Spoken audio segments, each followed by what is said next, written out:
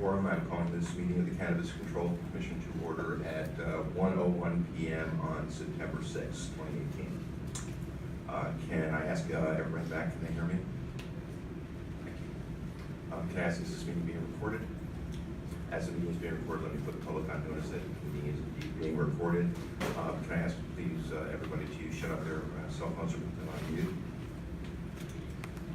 Thank you. I have no opening comments. I'll just go into the agenda. We have a pretty full agenda, as I think you're all aware today, so we're going to try to be as efficient as possible. We have one set of minutes to approve. These were minutes that we deferred from last meeting, so these are from August 9th, 2018. The executive director's report will include the normal dimensions of staffing. We have four new staff members to introduce. We'll give you the update on where we stand with respect to license applications and where they are in the process. You'll recall that several meetings ago, we authorized the executive director to send out an RFR for open data technology support. We are going to hear from the executive director with respect to a recommendation on that today. We have two sets of issues for discussion and vote by the commission. One is a recommendation on staff delegation, and Commissioner Brett will lead us through that conversation. Second, as we discussed in our last meeting, we are beginning the timeline of trying to execute in a timely and effective manner the transition of medical marijuana supervision from DPH to our commission, our staff, and we'll acknowledge some very specific contributions here, but our staff has developed a set of draft regulations that we will discuss, review, and vote on. That obviously could take a fair amount of time since it's very lengthy. There's two sets. One is modification to the medical marijuana regulations required by changing regulatory authority from DPH to the Cannabis Control Commission. So there are a lot of just changing the name DPH to CCC, but there are other changes as well that we'll go through. And then there are regulations that are new with respect to co-location of adult use in a medical marijuana facility at the same location. So we'll go through those. We have 6 applications for licenses that the staff will make a recommendation on with respect to provisional licensing, and I think that'll be it. But it'll be a relatively full day. We will take a break at some point, probably after we get through the regulations before we get into the license recommendations. Okay. Any questions from the commission? And the first order of business is to discuss and vote on approving the minutes from August 9th, 2018. Can I ask, has the commission had a chance to review these minutes? These are the minutes that we briefly talked about. There were significant suggested changes, I think primarily from Commissioner Title. We agreed to defer so that everybody would have a chance to look through and consider those suggested edits. Has everybody had a chance to do so? Are there any questions or comments on the minutes as proposed, edited by Commissioner Tuttle?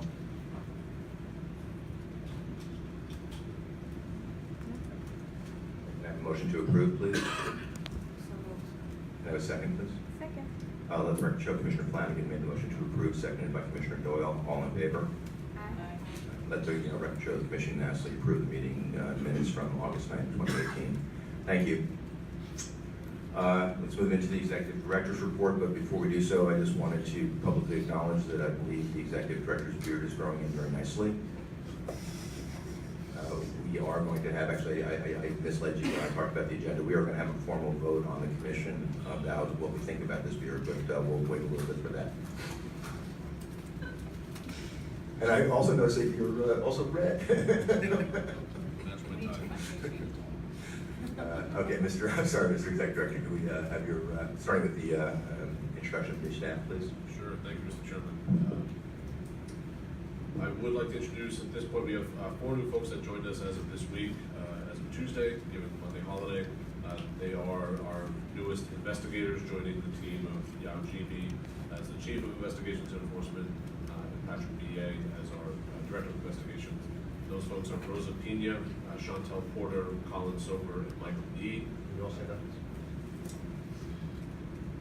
So I'll go through them individually. As you know, that we're beginning to fill out our investigative team. These are the first 4 that are joining us in that capacity. Rosa most recently worked for the City of Lawrence as a health code inspector, where she conducted inspections ensuring compliance with state sanitary codes, mass building codes, and city regulations, along with inspecting food establishments.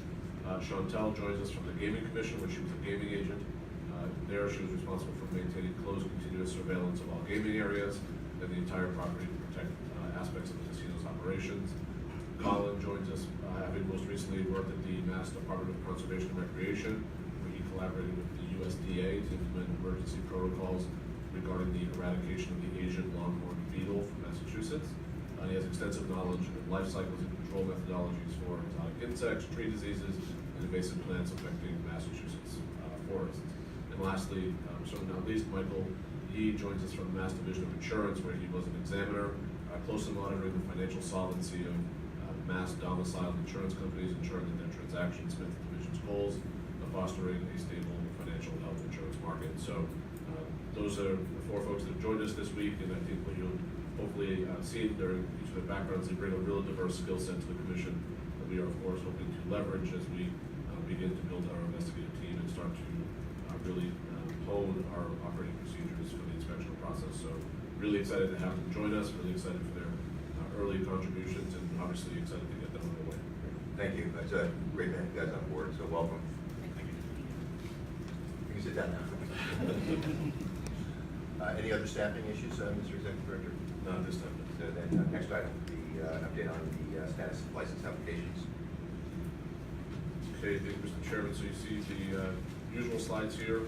First is the kind of broader overall picture, which is there were 2,548 total applications that are somewhere in progress or in process in our portal. 309 are pending with at least one part of the application or one packet having been submitted to the Commission. 148 been withdrawn, 2,075 are incomplete, and of course the Commission has issued to date 24 provisional licenses. They break down to the following column that you see on the right-hand side, which is 2 craft marijuana cooperatives, 4 independent testing lab, 2 laboratory agents, 60 cultivation, 110 establishment agents, 8 micro business, 38 product manufacturer, 3 research facilities, 71 retail, 4 transportation with an existing establishment license, and lastly, 7 third-party transportation. That's how you get to the 309. The next slide is a bit more of a look at what the workload for the Commission staff at this point is, which is 125 applications have been submitted, with all 4 packets having been submitted. They break down into the following: 3 independent testing lab, 43 cultivation, which is an increase of 4 from the last meeting, 3 micro business, 33 product manufacturer, an increase of 4 from the last meeting, 3 research facility, 38 retail, an increase of 5 from the last meeting, and lastly 2 transportation with an existing establishment license. That's the 125. That represents an increase of 13 applications from the last meeting. Those 125 break down into 75 with R&D priority, 3 with economic empowerment priority, and 47 with a general applicant not having secured priority status. And again, those 125 applications represent 67 different entities. Any questions before you go? So the next slide kind of represents where those 125 applications stand from a process standpoint, which is that there are 21 that are waiting review that staff has not dug into as of today. Of course, included within that is the 13 that have been submitted in the past 2 weeks. 48 that have been sent out or returned, requiring additional information and therefore been deemed to be incomplete. 26 are out for third-party response, which could either be the background check, third-party, or of course the municipal notice that is required for compliance with local ordinances and bylaws. And there are 6 before the Commission today for consideration, and 24 that have been considered and issued a provisional license. Again, that's the 125. And the map. The map, as per usual, lays out where the applications are coming from based on county. As I have in the past, it'll kind of give you a sense of where we see the increase from. That is an additional application from Berkshire County, 1 additional application from Hampshire County, 4 from Worcester County, 1 from Middlesex, 1 from Essex, 2 from Barnstable, and lastly 3 from Nantucket. Very good. Other questions? Thank you. Next topic is the open data RFR.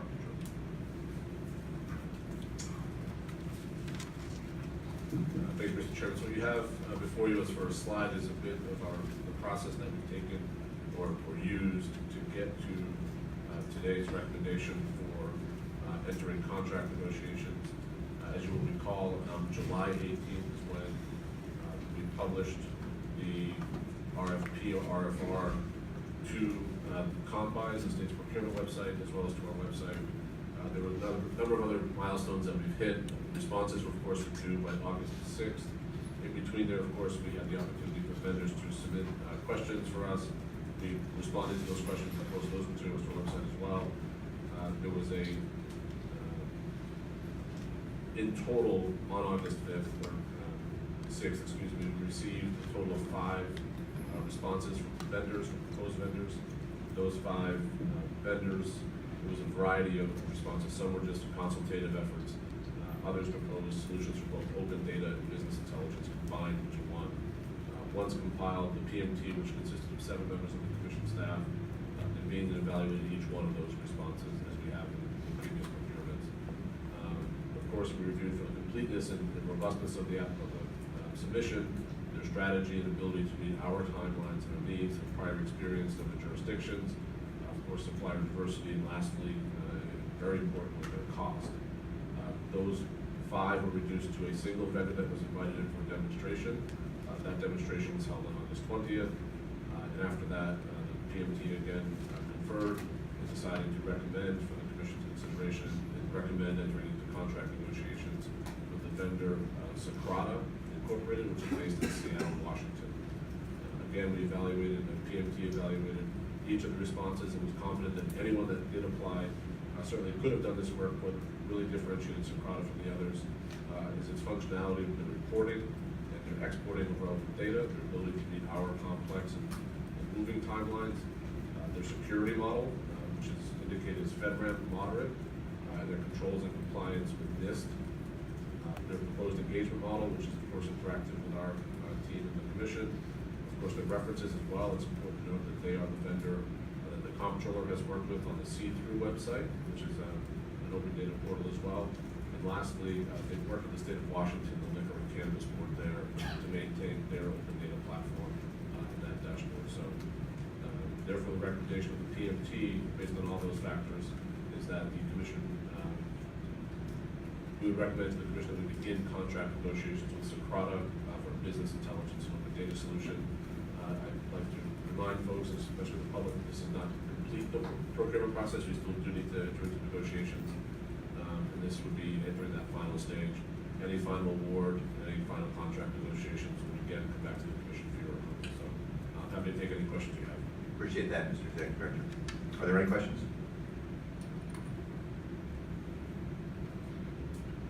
And can I ask for a motion to approve the Executive Director's recommendation to authorize the Executive Director and staff to negotiate a contract subject to commission approval for RFR. Excuse me, for open data. So, thank you. Can I have a second, please? Second.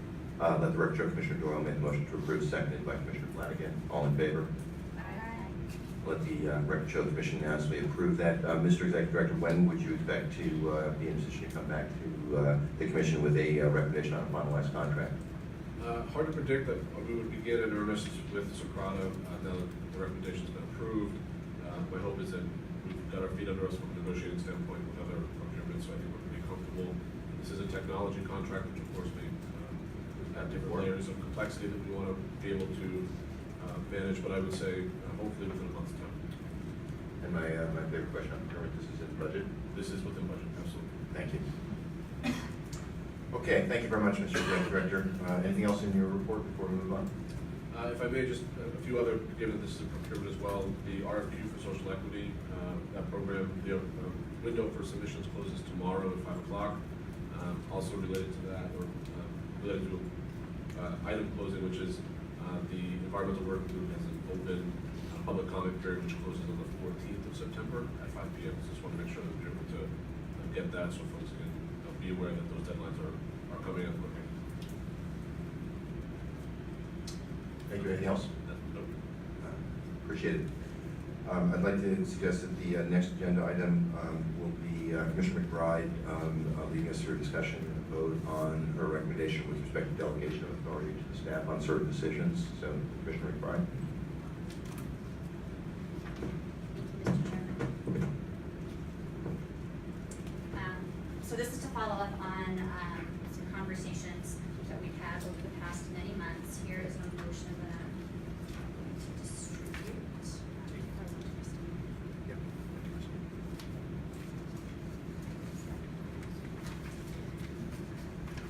So the purpose of this motion is consistent with our building this regulatory agency, which we obviously and perhaps most importantly have the task of licensing.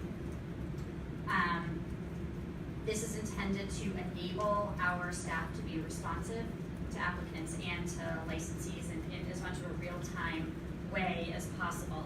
And I know this is already happening as a result of the really hard work of folks like Kyle, Yao, and Patrick, and certainly Matt Giucolo, who's kind of on the front line of constituent questions and receiving questions from applicants and potential applicants, and as well as others in the commission at the staff level. And so in an effort to make sure that we're continuing to move forward with license processing, registration processing, and certainly moving to the ultimate goal of final licensure, I'm putting forward this motion. Actually, it's two motions. One is the delegation of authority to licensing and inspectional staff to interpret and apply our regulations at 935 CMR 500. And the second motion is the delegation of authority to licensing staff to act on marijuana establishment agent registration applications, including but not limited to the authority to grant waivers where it is deemed to be appropriate. So I'll read the motions into the record. Yeah. So the first motion is a motion to delegate the authority to interpret and apply the regulations as they appear in 935 CMR 500 to the appropriate commission staff through the executive director and consistent with the appropriate supervisor's oversight as reflected on the commission's organizational chart for purposes of programming, licensing, and enforcement. The origin of this is largely because I know I have received questions, and I imagine that other commissioners have received questions from individuals about, nuances within the regulations. How are we interpreting this? How are we applying this? And I think that there are discussions that rise to the level of policy decisions, and certainly this is not intended to short circuit that discussion and to delegate that authority, but this really is intended to allow our licensing staff to move forward with answering those questions and providing guidance in a way that allows for the efficiency of informing applicants and licensees. So I'd like to, open up a discussion among the commission on Are there questions or discussion topics with respect to the first motion? Let's leave the second one aside. Commissioner Dorr? Yeah, hold it. Keep getting it. I would request we can do it through motion or however everyone thinks is appropriate, but I think we do need to add to the motion and express, hate to use the word disclaimer where, in this context, but on that, this does not make them policy makers, because I think we want to be clear on that. You have a And specific I can noodle for a second while. Washington, are there other comments, questions from other commissioners? Commissioner Thompson? Just that I know there have been some commission votes since the regulations were final, so I don't know if we want to apply the regulations and commission policy decisions.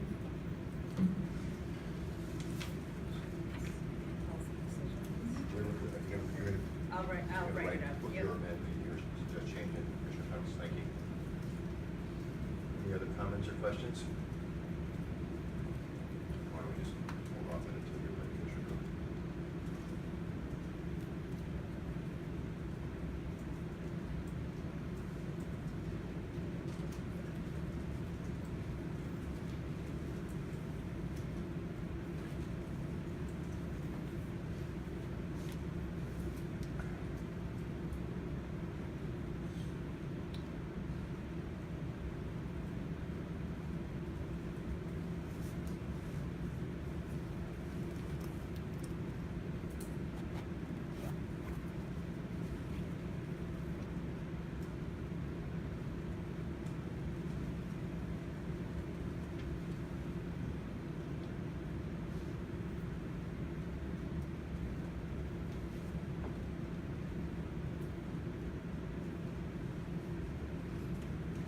would have to make a formal motion, you just, Oh, yeah, maybe actually, just give her one.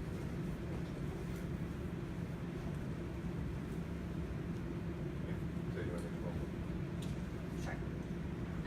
So including Commissioner Doyle's amendment, the motion reads, so I move to delegate the authority to interpret and apply the regulations as they appear in 935 CMR 500 and policy decisions voted as voted by the commission to the appropriate commission staff through the executive director and consistent with the appropriate supervisor's oversight as reflected on the commission's organizational chart for purposes of programming, licensing, and enforcement, except that such interpretations shall not be deemed to be policy-making decisions on behalf of the commission. So make a motion for that language, can I have a second, please? Second. All in favor? Aye. Let the record show that as amended, the motion is carried by unanimous vote. Thank you very much. Should we go to the second motion, please? So the second motion is relative to the delegation authority to licensing staff to act on marijuana establishment agent registration applications, including but not limited to authority to grant waivers. This is intended to do exactly what it says, which is allow for our staff to be processing registrations and applications for registrations, and where appropriate to be considering waivers and acting on those applications for waivers. So the motion is to delegate the authority to act on applications for registration as a marijuana establishment agent pursuant to 935 CMR 500.030, registration of marijuana establishment agents, and 500.031, denial of a registration card, or to take action against a registration pursuant to 935 CMR 500.032, revocation of a marijuana establishment agent registration card, to the appropriate commission licensing staff through the executive director, and consistent with the director of licensing's oversight for purposes of granting, denying, or revoking a registration, or allowing a waiver from the registration requirements consistent with 935 CMR 500.700.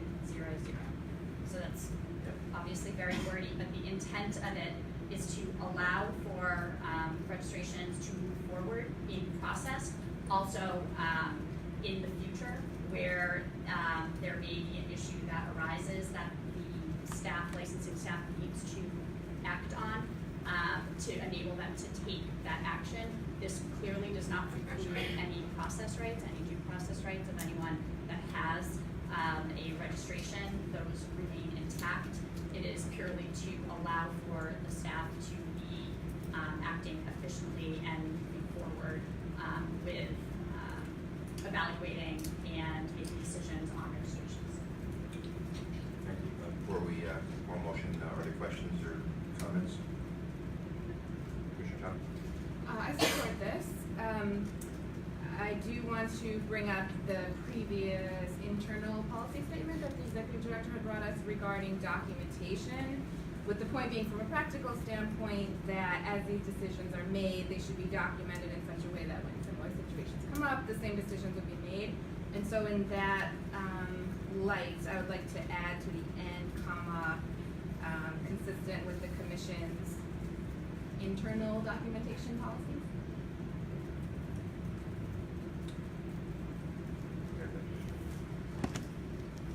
I appreciate that amendment. I think it's really important, and I completely agree with that. So I appreciate that. I have one question actually for the executive director.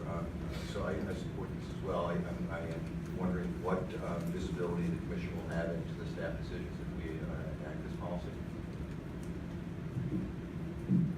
I would foresee a periodic or frequent report back to the commission on any activity, actually frankly to both, which is if there's anything that, to Commissioner Doyle's point, if there's anything that would rise to the level of even teasing of potential policy, it would obviously be brought back to the commission. Okay.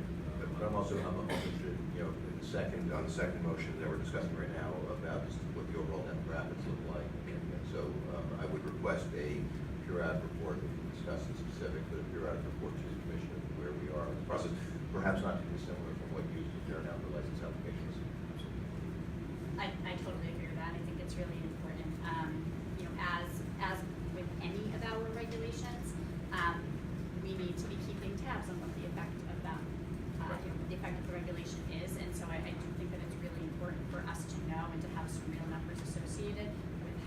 this is functioning and how we are doing in terms of processing, licensing, registrations, and decisions that we're making. Great. So, Okay. Any other comments before we ask for a formal motion? Could you make a formal motion, please?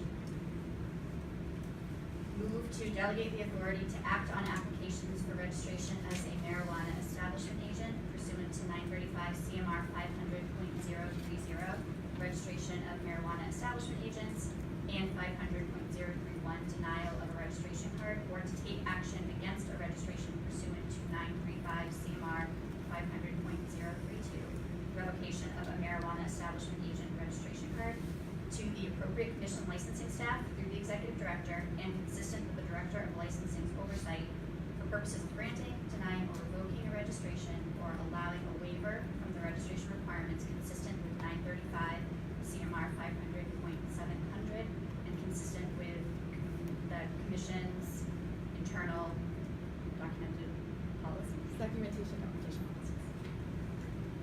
So moved. Second, please. Second. Let the record show Commissioner McBride makes a motion to approve, seconded by Commissioner Title. All in favor? Let the record show the Commission has approved this, and Commissioner McBride, thank you very much for your leadership on this.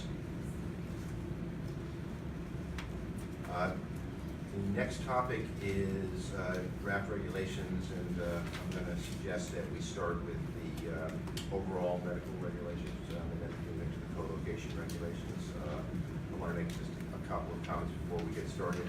First, I wanted to acknowledge the leadership and great work on the part of our legal staff, Christine and Pauline and Andrew. I just wanted to kind of remind all of us, because I've certainly been thinking about it myself, about the last time we went through this process when we didn't have staff, didn't have a general counsel or legal staff.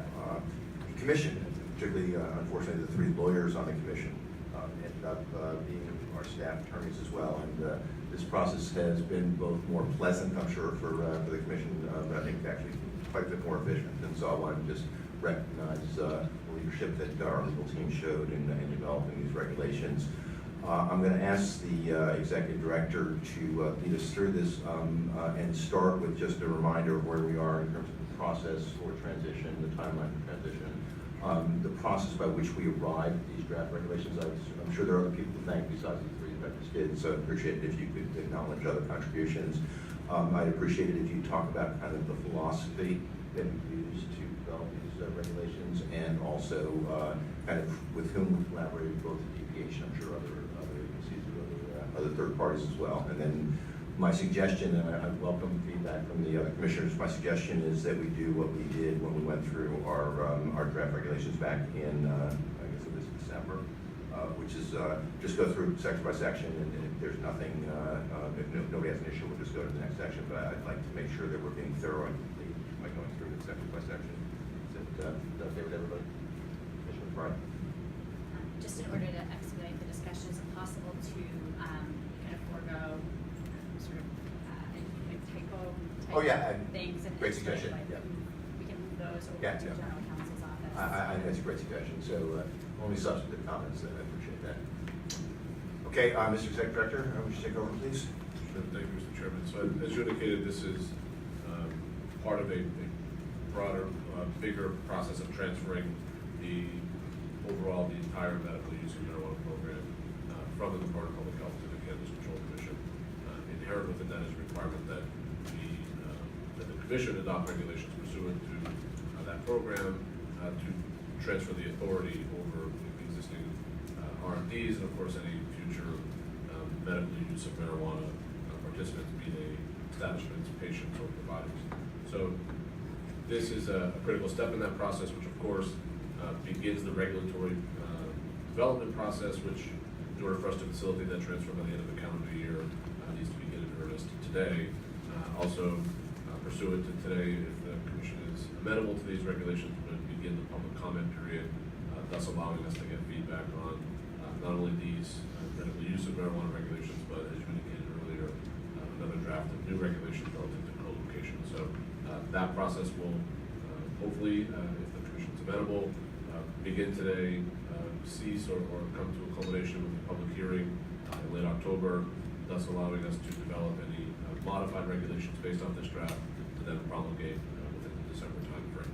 So, to your question as far as philosophy and how we approached it, consistent with that lift and shift model of taking the program as it exists today and bringing it under the commission's purview, we've really tried to seize that and capture that opportunity in this draft regulations that are before you now.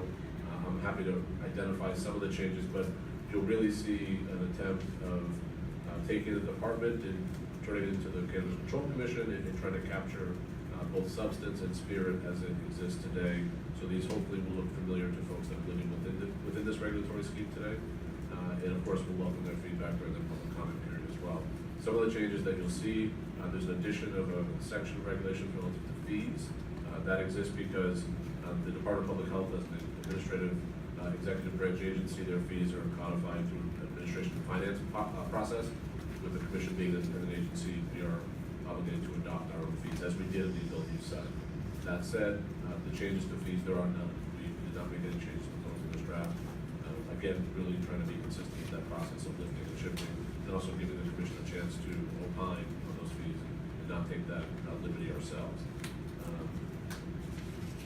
So the version that you'll see can really be returned to a kind of a track change version, so to speak, of the medical regulations. There's an update to some of the definitions that are periodic throughout. The addition of a definition relative to program transfer, which is a specific reference to this process that we're in the middle of now. And then conceptually, a big item that is, I think, worth a note at this point for the commission, and of course the public as well, is, as you know, we are in the process of rolling out a metric inventory tracking system. We do ask and require that all RFPs participate in that seed to sale tracking system of record.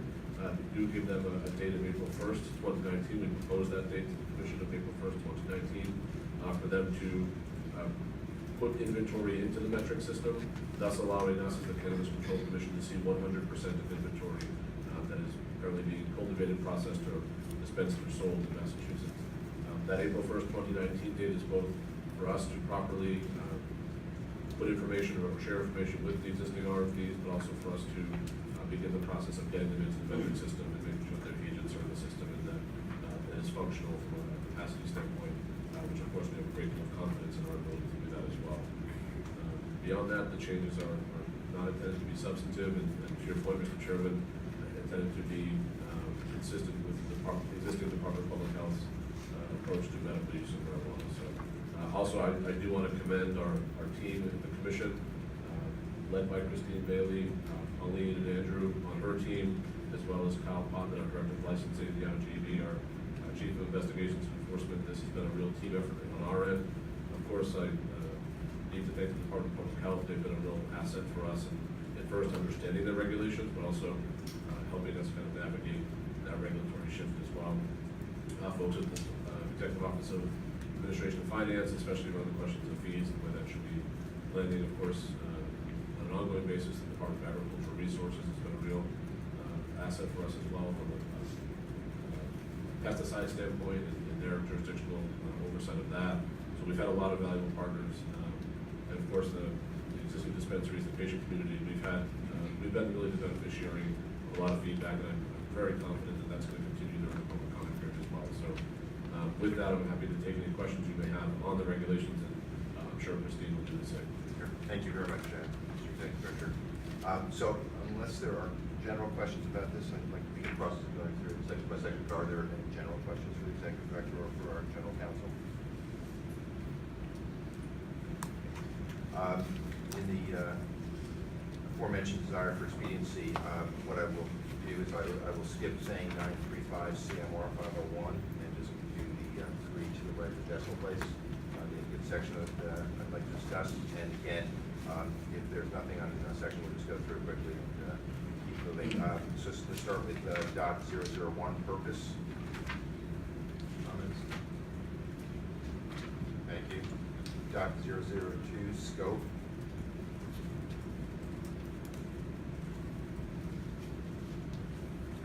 Thank you.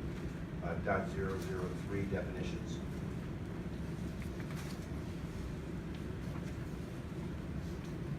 Thank you.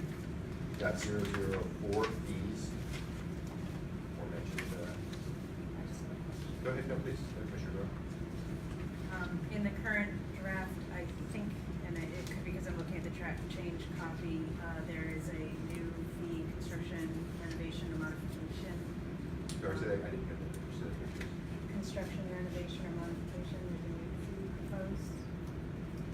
Yeah, that is right in our discussions, that came up as perhaps the need for a fee there.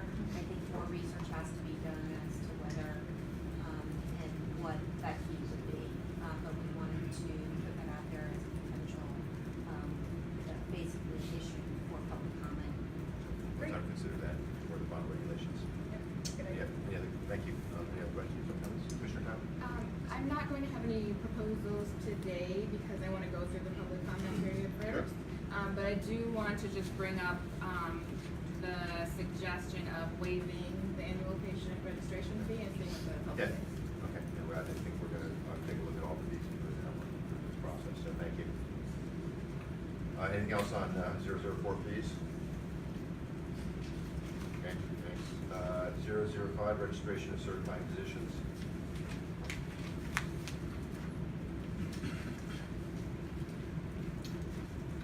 Okay. 006, registration of certified nurse practitioners. Any questions on or comments on 006? Okay, thanks. 010, written certification of debilitating medical condition for a qualifying patient.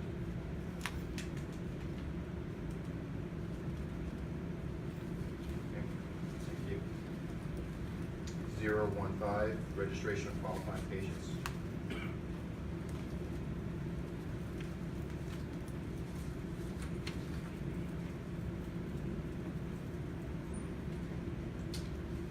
Zero 20, registration of personal caregivers.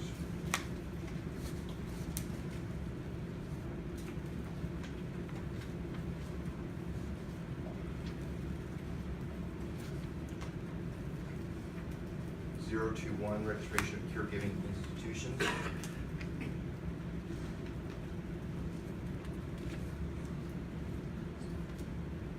022, registration of institutional caregivers. Just Yes, looking to Commissioner raise, Tuttle. somewhere in these last several sections, I think we need to add more on, temporary certification, maybe we can come back to that after. Okay. Okay, so noted.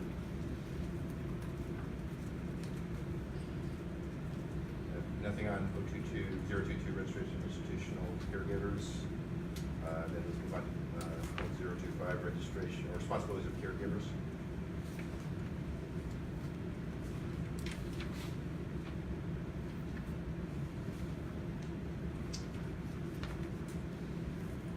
Uh, 030, registration of RMD agents. One more thing. if Yes, you- sir, go ahead, please. That the, automatic exclusion are different under the medical program and the adult use program, so, I just wanna take a look at that. It may not be something that we can change, but I'd like to. Okay. So noted, thank you. Mr. Chairman, if I may as well. Yes, please, Mr. Executive Director. You'll notice at the end as well, and I failed to mention this in my overview, but I think it's important to note from just so folks publicly know and also to bring the Commission's attention to it. There's also desire, you'll see a lot of references to cards, or whether it be registration cards, agent registration cards, patient registration. If they've been validly issued by the department, we will honor that. The intent here is to honor that so as to not be disruptive until the time of expiration or renewal. The intent there, of course, is that once the program shifts, there's going to be folks that are that may have a renewal date that is a few months out. The intent here is to, again, strictly so as to not be disruptive, we honor those. So there's a few references to things that were validly issued prior to the Commission's adoption. Yep. So just want to bring attention to that. I appreciate that. I think that's the right approach. Commissioner Doyle. Could I just request from you, Mr. Executive Director, that perhaps we put out some sort of information on our website to reassure patients so they don't get concerned about such issues? That's a good suggestion. Good idea, thank you. Okay, anything else on 030, registration of RMD agents? 031, registration of independent testing laboratories.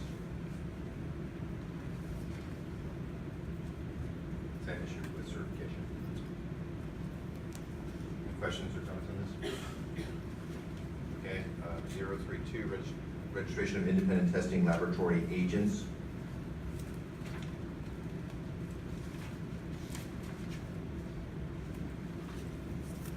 Okay. 035, hardship cultivation registration.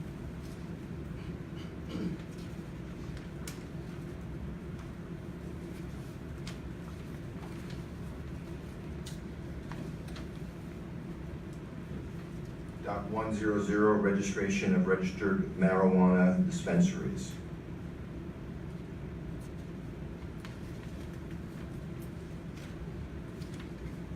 Questions or comments? Dot 105, operational requirements for registered marijuana dispensaries.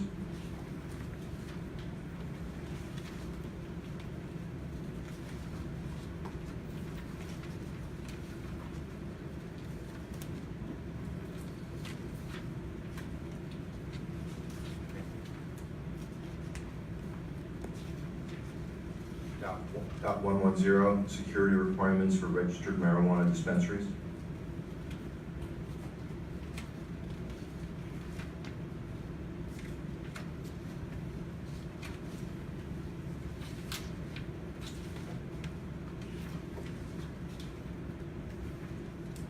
Dot 200, confidentiality.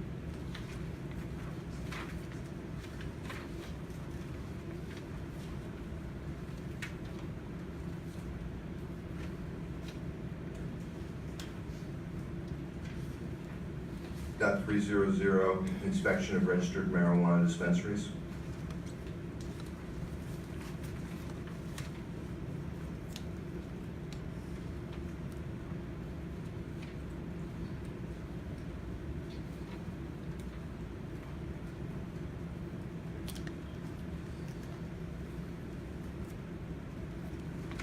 Dot 305, deficiency statements.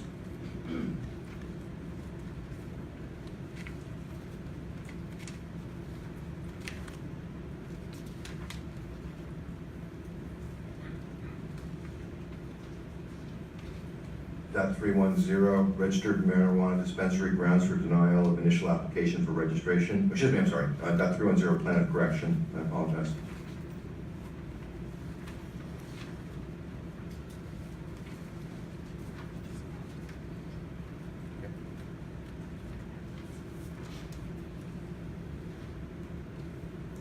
Dot 400, registered marijuana dispensary grounds for denial of initial application for registration.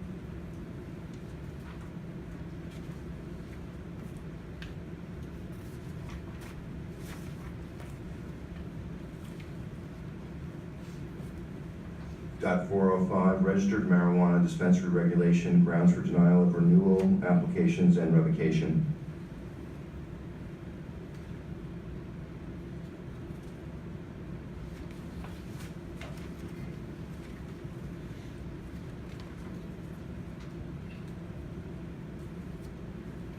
Dot 410, void registered marijuana dispensary registration.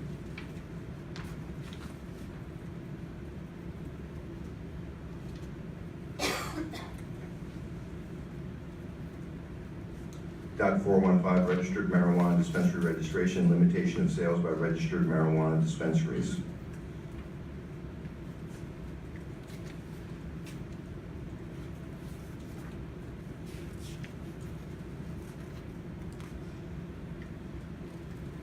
Dot 420, denial of registration card or hardship cultivation registration.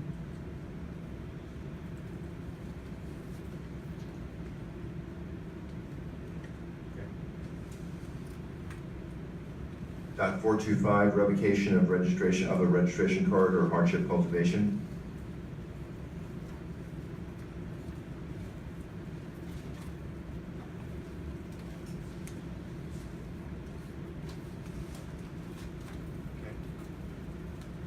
Dot 430, revocation of a certifying healthcare provider registration.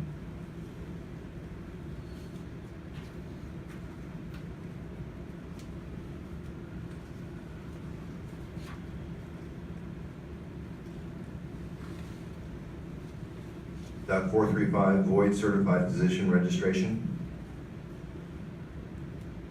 Sorry, void certifying. That's correct. In the regulations, actually, as opposed to the table of contents, it's void certifying physician registration. Okay. .440, void registration cards.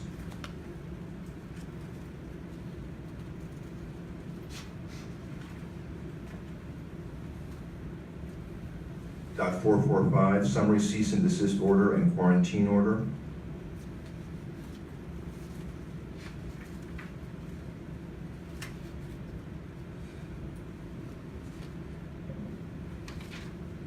.450, summary suspension order.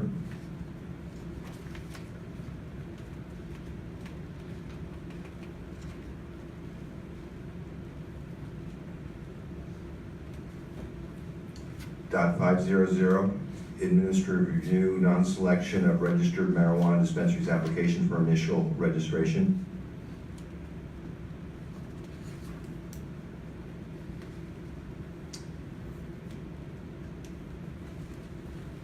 .505, hearings.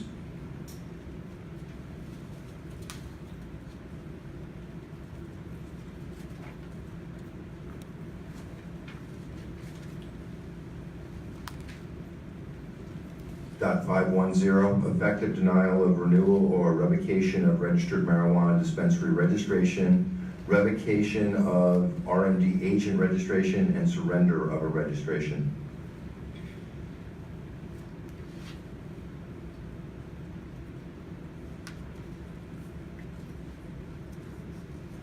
.600, municipal requirements.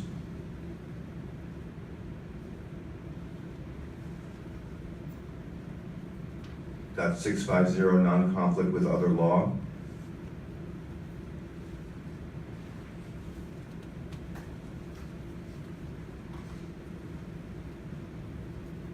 .700, waivers.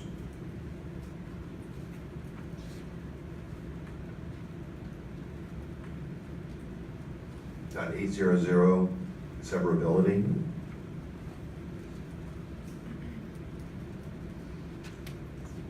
Yes, Commissioner Doyle? Sorry, I just noticed something. What section? It's, section,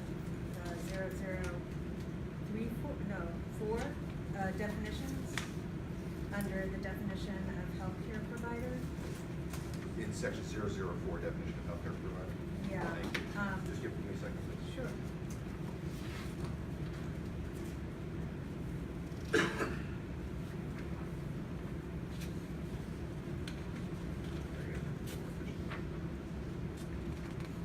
Yep. And I apologize, I didn't notice this earlier, but when you made the comment about certifying physician, it popped in my head. I think under 94I, when it goes into effect, in addition to certifying physicians and certified nurse practitioners, which is a mouthful, I agree with you, physician's assistants may also be able to certify, so I just want to make sure that we include that in the definition, if someone could Yeah. double check that my memory is That's correct. great, that's a great catch. I try. No, it's good. No. Any other comments before I ask for a motion to approve the draft regulations? Commissioner, General Counsel?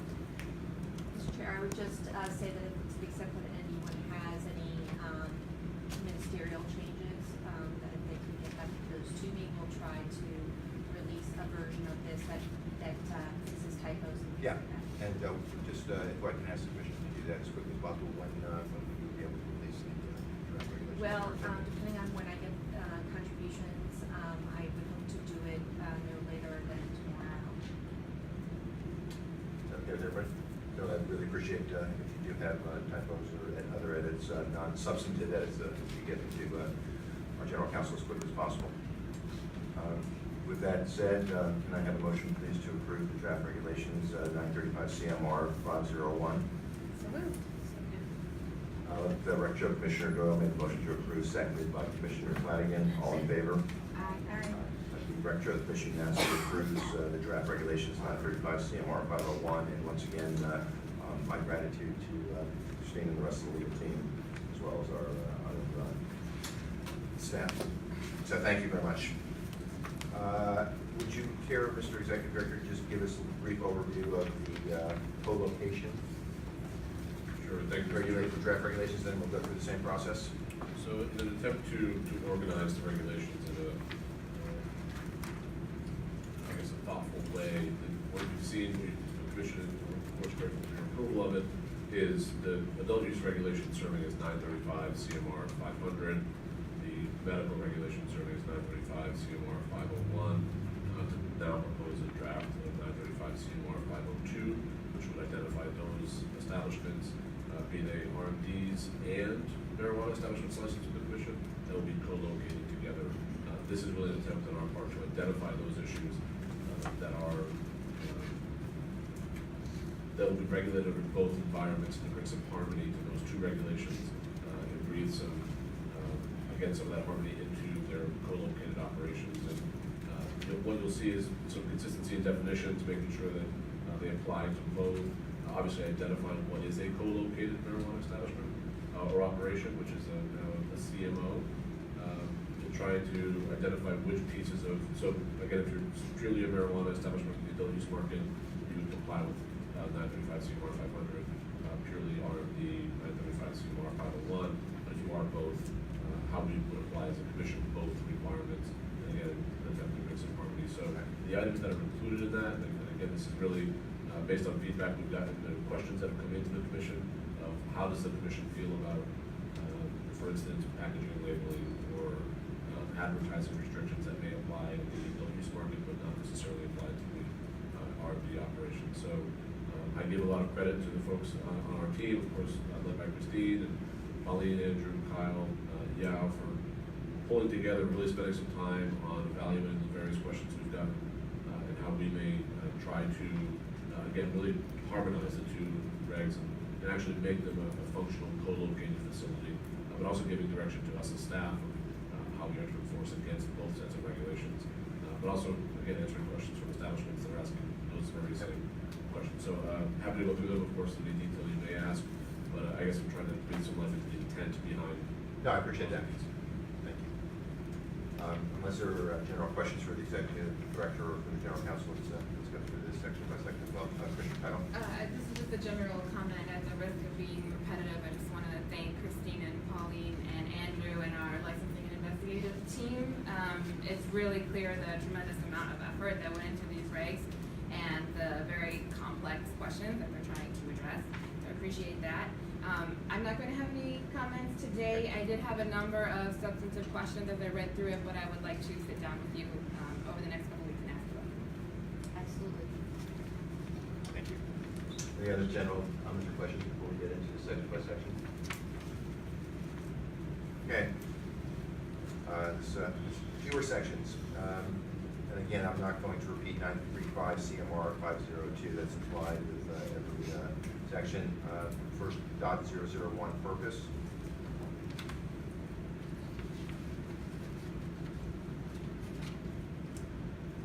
Okay. .002 definitions.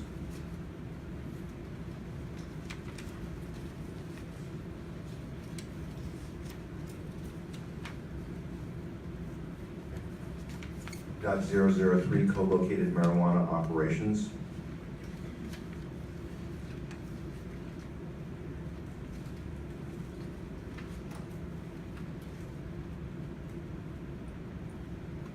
.005 fees.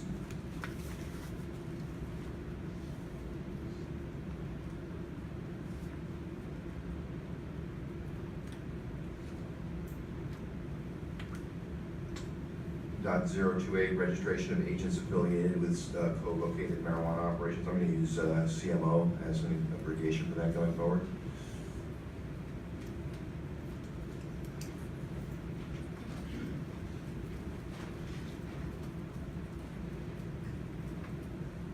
.101 application requirements.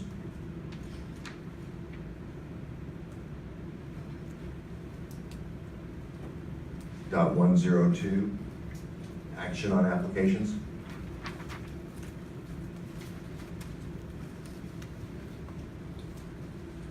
.103, licensure and renewal.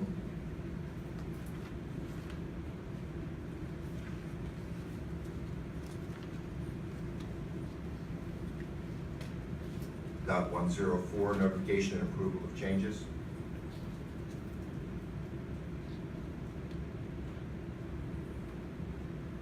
.105, general operational requirements.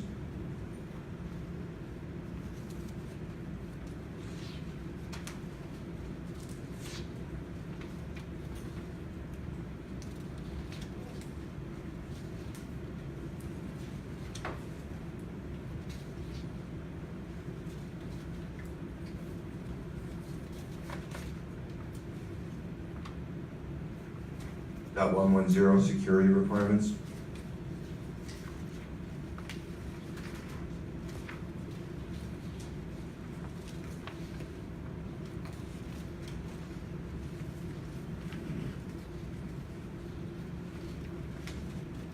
.120, additional operating requirements for cultivation.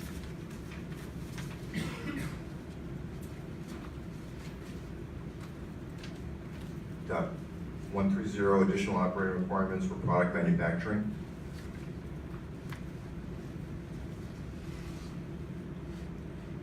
.140, additional requirements for retail sale.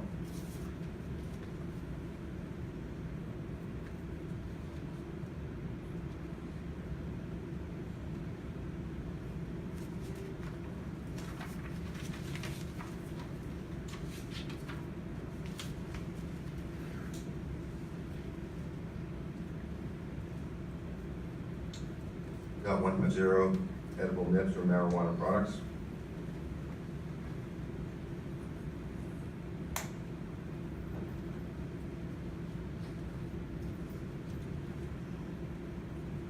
.160, testing of marijuana nibs or marijuana products.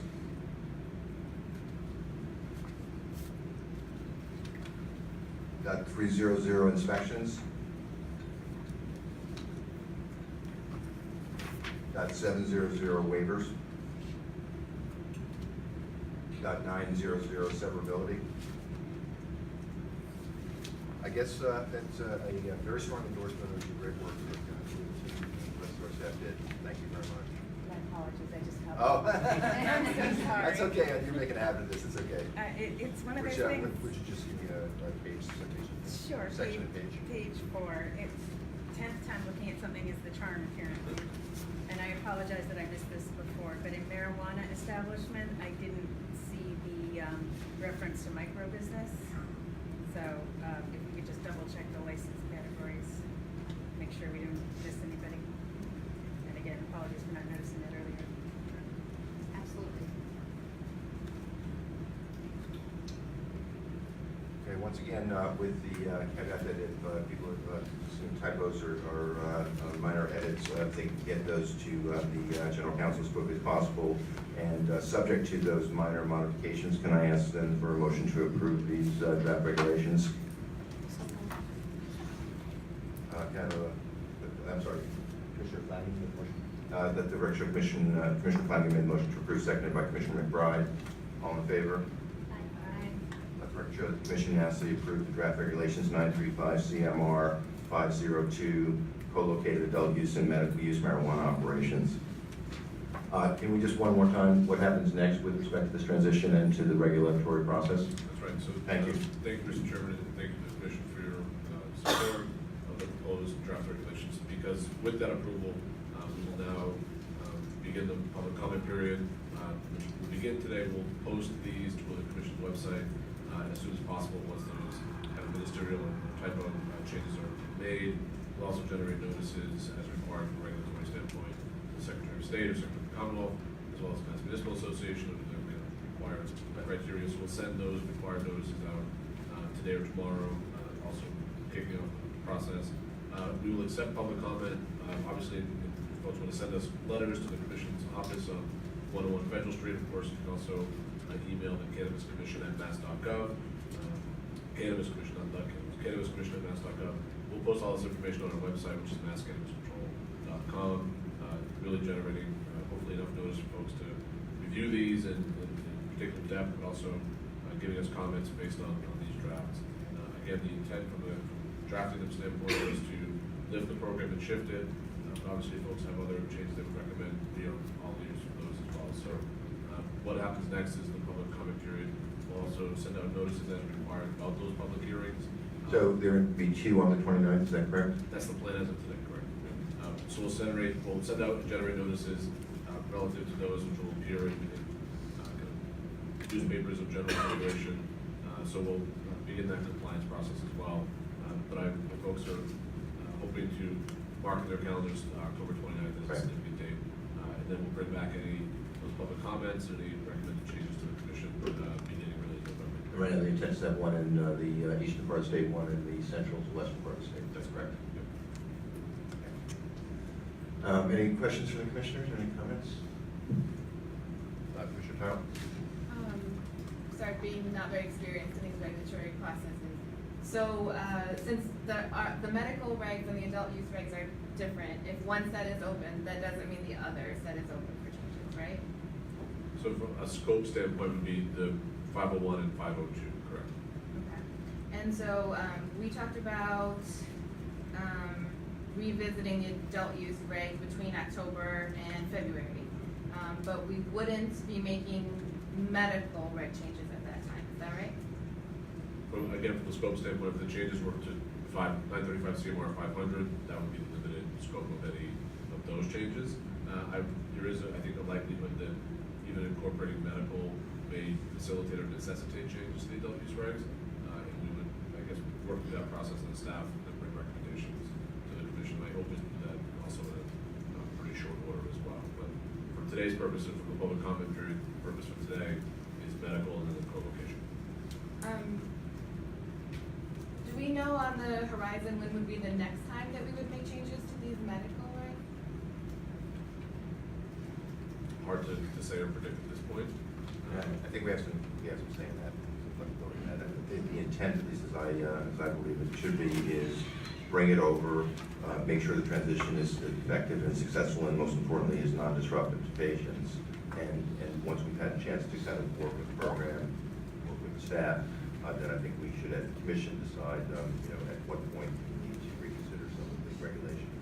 So I think it's really, aside from the workload of staff, which is obviously an important criterion, I think that it's the discretion of the commission, when we should take up changes to these regulations.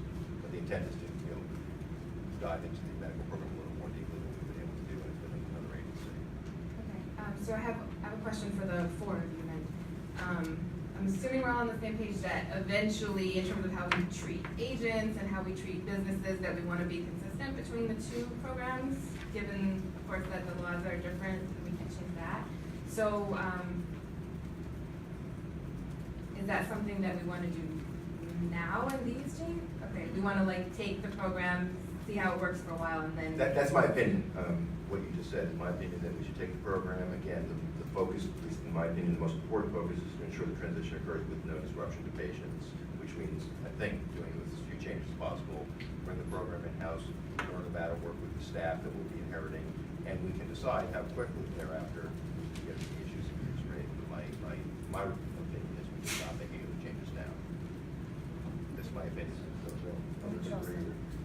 We could also further discuss it when we get to the point of reviewing the notice and comment, because there are, a few substantive things in here that definitely are kind of, hitting me a certain way. So I think that's all part of the discussion. That we'll have reviewing back in, notice and comment. we'll have in November. Go ahead, Commissioner, correct? I was gonna say, I think I understand what Commissioner Title is getting at, and I do think that, it is relevant to definitely be discussing it as part of this process to make sure that we aren't, causing sort of like an unnecessary and dumb, delay or, impediment to somebody, right? We wanna kind of try to smooth that way and be consistent. So I think that we should take that on as part of this process to really kind of try to work out where there may be inconsistencies and figure those out. And I agree with that. So. Thank you. Great. So I think that is it with respect to regulations. Can I just finish this next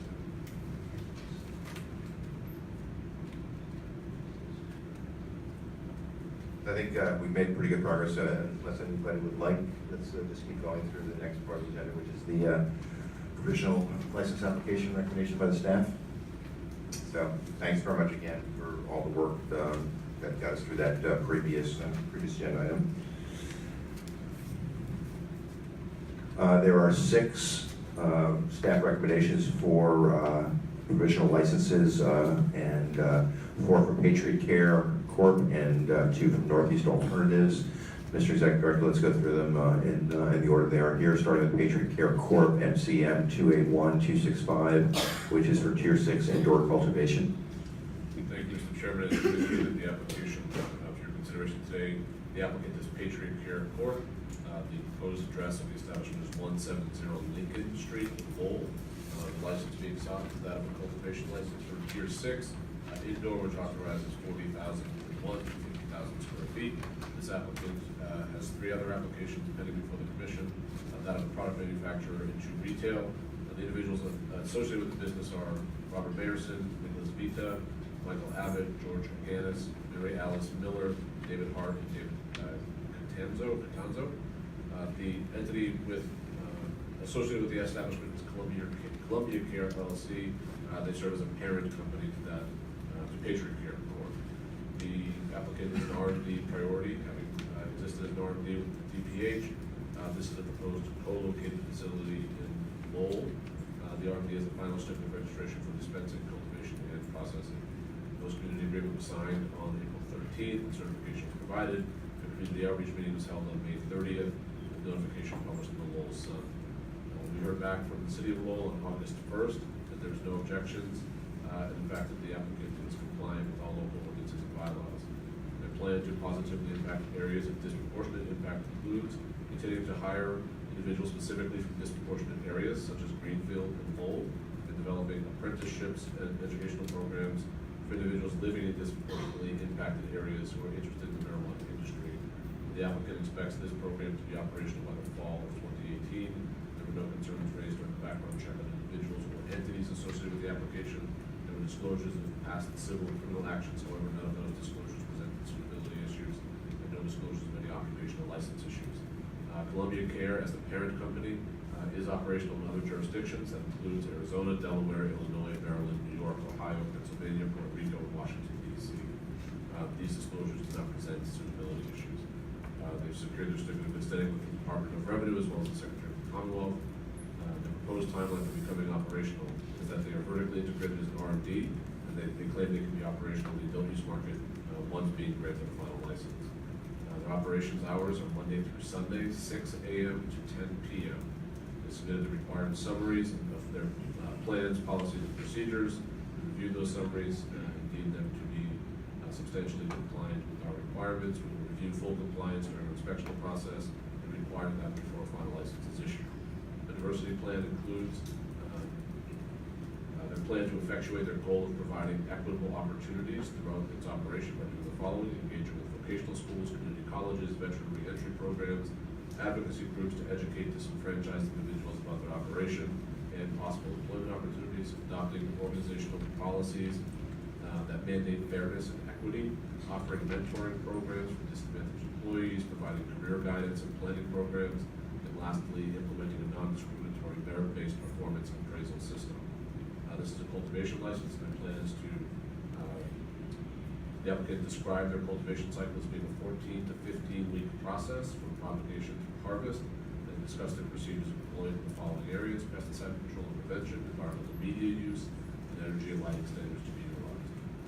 The staff is recommending a provisional license to be issued with the following conditions: that the final license is subject to certification that the applicant remains in compliance with DPH regulations, that their final license is subject to inspection and audit to ascertain their compliance with our regulations.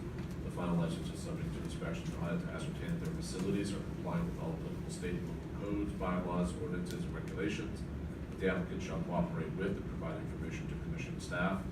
And lastly, the provisional license is subject to the payment of the appropriate license fee. This recommendation is based on the applicant's demonstrated compliance with the laws and regulations of the Commonwealth and suitability for licensure, and upon the evaluation of the thoroughness of the applicant's responses to the required criteria. We certify that we've done a due diligence review of the application, and as of this date, they have demonstrated compliance with laws and regulations of the Commonwealth and their suitability for licensure, and accordingly, we recommend that the provisional license be issued with the previously mentioned conditions. Thank you. Are there any questions, comments?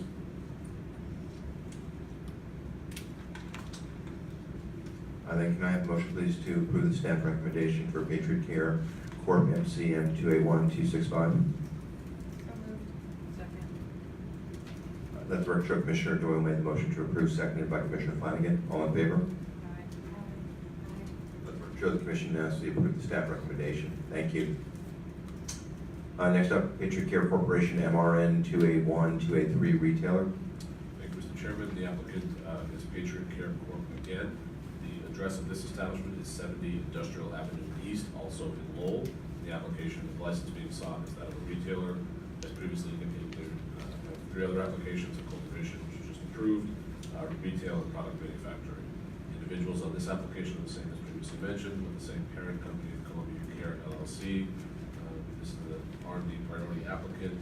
Their host community agreement was executed on April 13th, and again, the outreach meeting was held on the 30th of May. We also heard back from Lowell on August 1st for this particular application as well. The plan to positively impact areas of disproportionate impact is the same as previously mentioned. No issues arose during the background check as previously mentioned. Their proposed timeline for becoming operational is again is their vertical integrated R&D. They could be operational once granted the final license. The proposed hours of operation are Monday through Friday, 10 a.m. to 8 p.m. and Saturday and Sunday, 11 a.m. to 6 p.m. They've complied with submitting summaries of their plans, policies, and procedures. We reviewed those summaries and determined them to be compliant. We will again we'll review them during our inspection process for full compliance, which will be required before a final license is issued. The university plan is the same as previously mentioned. Again, this is a retail application, a retail license being sought. They are vertically integrated with an R&D that is currently operational. They've applied for adult use cultivation and product manufacturing licenses and therefore plans to be self-sufficient with regard to obtaining marijuana for their retail establishment. We recommend approving a provisional license with the following conditions. The final license is subject to certification that the applicant remains in compliance with EPH regulations. The final license is subject to inspection, audit to ascertain compliance with our regulations. The final license is subject to inspection, audit to ascertain that their facilities are compliant with all applicable state and local codes, bylaws, ordinances, and regulations. The applicant shall cooperate with and provide information to commission staff. And lastly, the provisional license is subject to the payment of the appropriate license fee. This recommendation is based on the applicant's demonstrated compliance with laws and regulations of the Commonwealth, and suitability for licensure, and upon the evaluation of the thoroughness of the applicant's responses to the required criteria, we certify that we've done a due diligence review of this application, and as of this date, the applicant has demonstrated compliance with the laws and regulations of the Commonwealth and demonstrated suitability for licensure. Therefore, we recommend approving the provisional license with the previously mentioned conditions. Thank you. Are there any questions or comments? And can I have a motion, please, to approve the staff recommendation for Patriot Care Corp. MRN 281-283? So moved. Have a second, please. Let the record show Commissioner Doyle made the motion to approve, seconded by Commissioner McBride. All in favor? Aye. Let the record show the Commission unanimously approved the staff recommendation for Patriot Care MRN 281-283. Next up again, Patriot Care Corporation MRN 281-282, also for retailer. Thank you, Mr. Chairman. As you indicated, this applicant is also Patriot Care. The proposed address of the establishment is 7 Legion Avenue in Greenfield. The license being sought is that of a retailer. Those pending applications remain. The executives or folks tied to the application are also the same parent company of Columbia Care LLC. Patriot Care has secured their R&D priority status.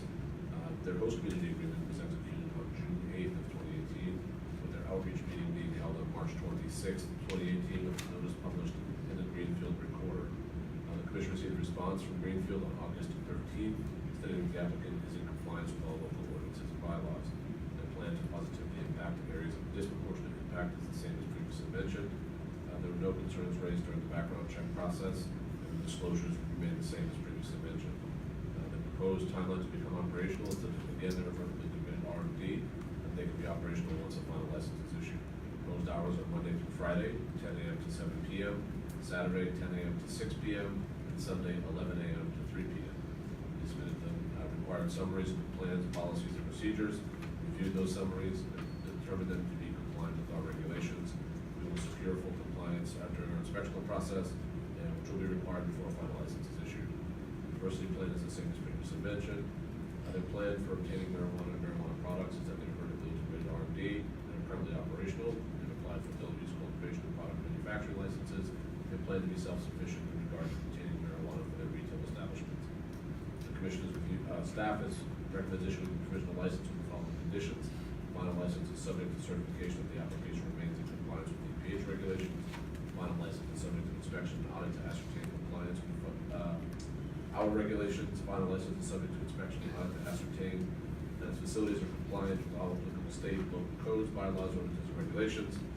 The applicant shall cooperate with and provide information to the Commission's staff. And lastly, the provisional license is subject to the payment of the appropriate license fee pursuant to our regulations. This recommendation is based on the applicant's demonstrated compliance with the laws and regulations of the Commonwealth and suitability for licensure, and upon the evaluation of thoroughness of the applicant's responses. We certify that we've done a due diligence review of this application, and as of this date, the applicant has demonstrated compliance with the laws and regulations of the Commonwealth and its suitability for licensure. Accordingly, we recommend approving the provisional license with the previously mentioned conditions. Thank you. Any questions from the Executive Director? Then can I have a motion, please, to approve staff recommendation for Patriot Care Corp. MRN 281-282? Okay. Let the record show Commissioner Doyle made the motion to approve, seconded by Commissioner McBride. All in favor? Let the record show the Commission unanimously approved staff recommendation for MRN 281-282. Next, again, Patriot Care Corp. MPN 281-308, product manufacturer. Mr. Executive Director. Thank you, Mr. Chairman. Again, this is Patriot Care. The proposed address of the establishment is 170 Lincoln Street, Lowell, same location as the cultivation license. The license being sought here is that of a product manufacturer. The individuals tied to the establishment are the same as previously mentioned, with the same parent company of Columbia Care LLC. The applicant is an R&D priority applicant. The host community agreement was executed on April 13th, with a community outreach meeting held on May 30th. We heard back from Lowell on August 1st, stating the applicant is in compliance with all local ordinances and bylaws. Their plan to positively impact areas of disproportionate impact is the same as previously mentioned. There were no concerns raised during the background check process on individuals or entities associated. The applicants for their plan to become operational as a vertically integrated R&D, they claim they can be operational upon being granted a final license. The proposed hours of operation are Monday through Sunday, 6 a.m. to 10 p.m. They submitted the required summaries. We reviewed those summaries and determined them to be compliant. The diversity plan is the same as previously mentioned. The products to be manufactured include sublingual tinctures, capsules, hash and kief, rosin, shatter, oil cartridges, topical salves and creams, and edible candies and baked goods. The Commission staff recommends issuing a provisional license with the following conditions. The final license is subject to certification that the applicant remains in compliance with the pH regulations. The final license is subject to inspection and audit to ascertain compliance with our regulations. The final license is subject to inspection and audit to ascertain that their facilities are compliant with all applicable state, local codes, bylaws, ordinances, and regulations.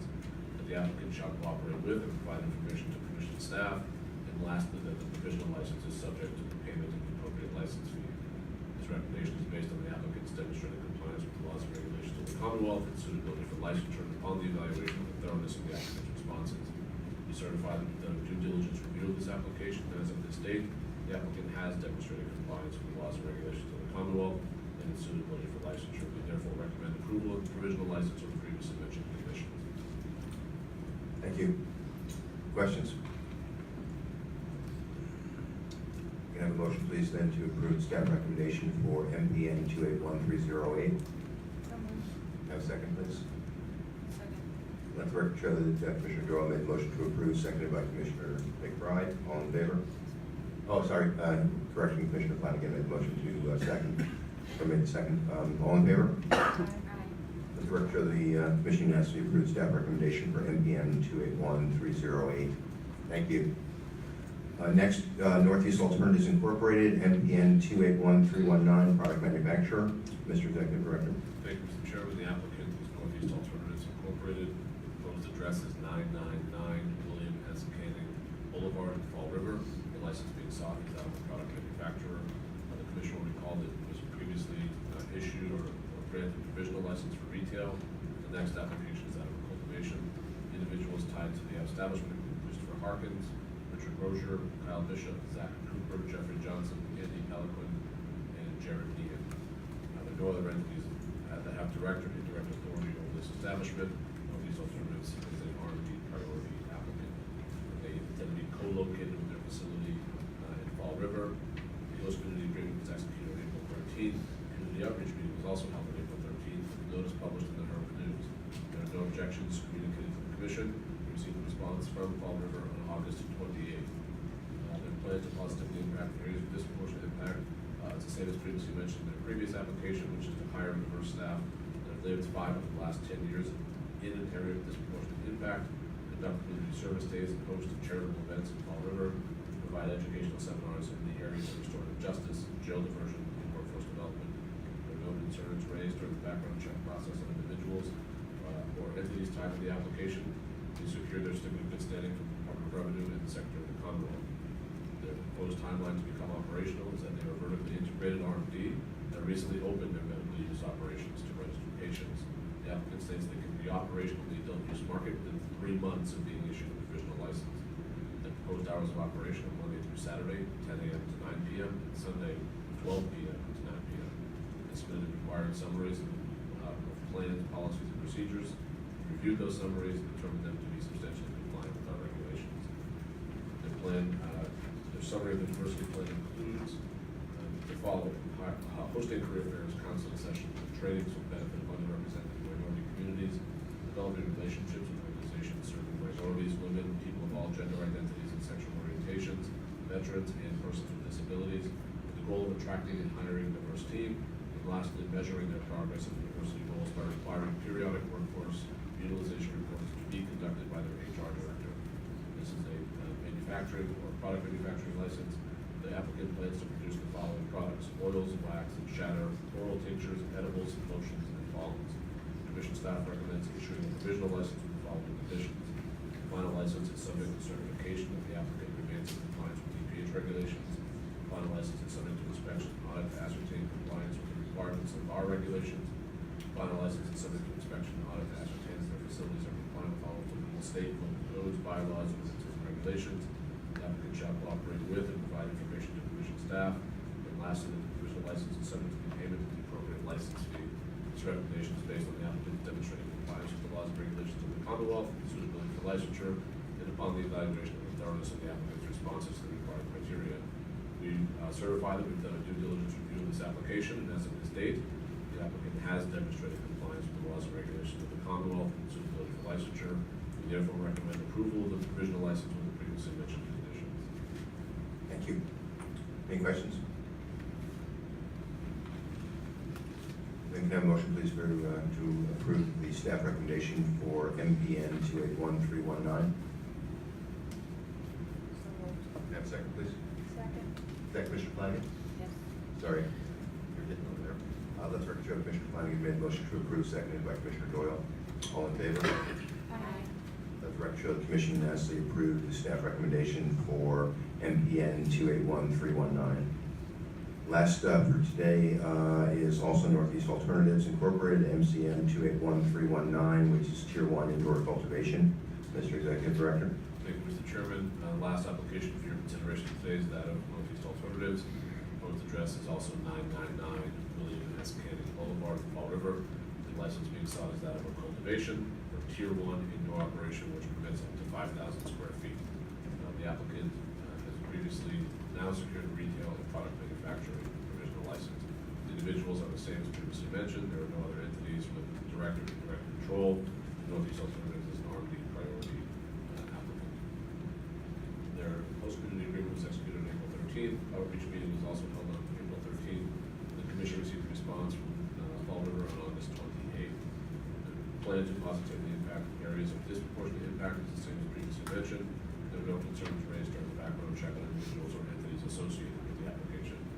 Their plan to become operational is that they are already vertically integrated R&D that recently opened for medical use operations to registered patients. The applicant states they can be operational in the adult use market within 3 months from being issued a provisional license. Their proposed hours of operation are Monday through Saturday, 10 a.m. to 9 9 PM and Sunday 12 PM to 9 PM. They submitted the required summaries as previously mentioned. Diversity plan as summarized, also as previously mentioned. Their cultivation plan includes, their plan methodically summarizes various techniques in the areas of climate control, irrigation, pest control, prevention.